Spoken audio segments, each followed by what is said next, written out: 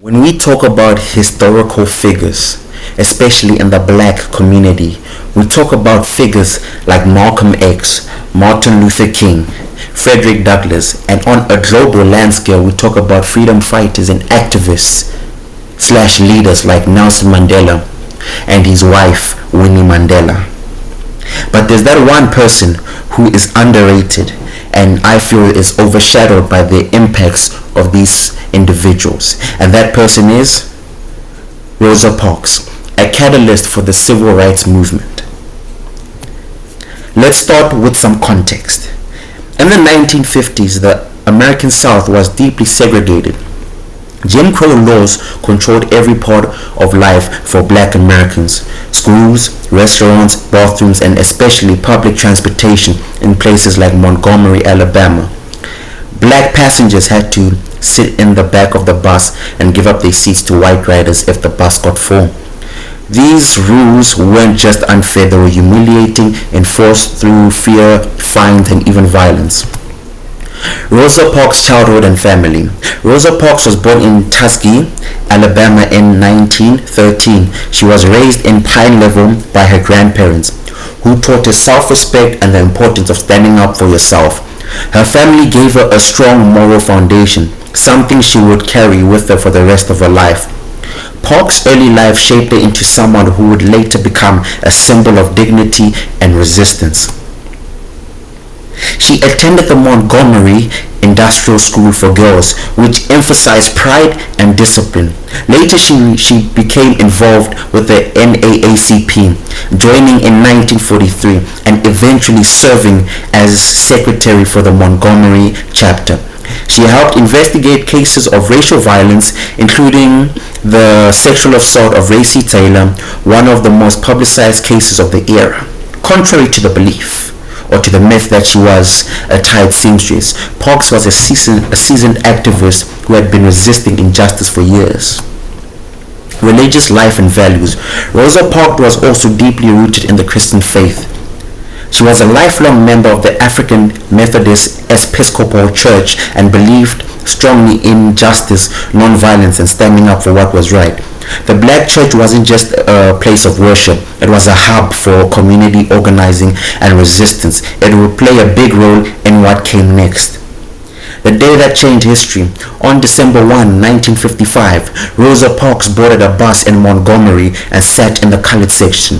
When the white section filled up, she was told to move, but she didn't. She calmly refused and was arrested for violating segregation laws. Her quiet defiance wasn't because she was physically tired. As she later said, "The only tired I was tired of giving in." Mobilizing the boycott. Her arrest sparked immediate action. Civil rights leaders like E.D. Nixon and Joanne Robinson quickly organized a one-day bus boycott. Robinson and the Women's Political Council printed over 35,000 flyers in one night.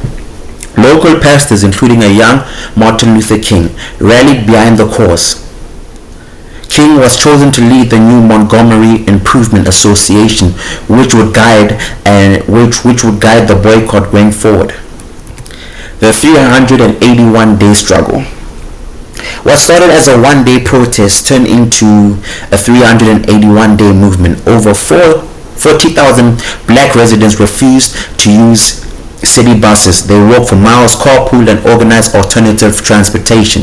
They faced intimidation, threats, violence. Dr. King's house was even bombed. But the community held strong, showing how unity and non-violent resistance could bring national attention to racial injustice.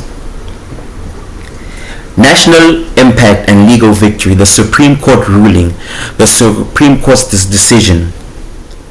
Eventually, the boycott led to a legal challenge, Broder vs. Gale. In 1956, the Supreme Court ruled that segregated buses were unconstitutional, ending the boycott. This wasn't just a legal win, it was a moral and a symbolic victory that proved change was possible through collective action. Rosa Parks' later life and legacy. Even after the boycott, Rosa Parks continued her fight. She moved to Detroit, worked for Congressman John Conyers, staying active in the civil rights work. She published Rosa Parks' My Story, and in 1996 she received the Presidential Medal of Freedom. When she passed away in 2005, she became the first woman to lie in honor in the US Capitol Rotunda, a fitting tribute to a woman who helped change the course of American history. My personal evaluation.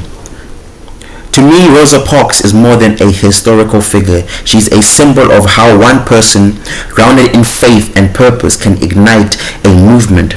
Her story shows that real change often starts with ordinary people making brave decisions.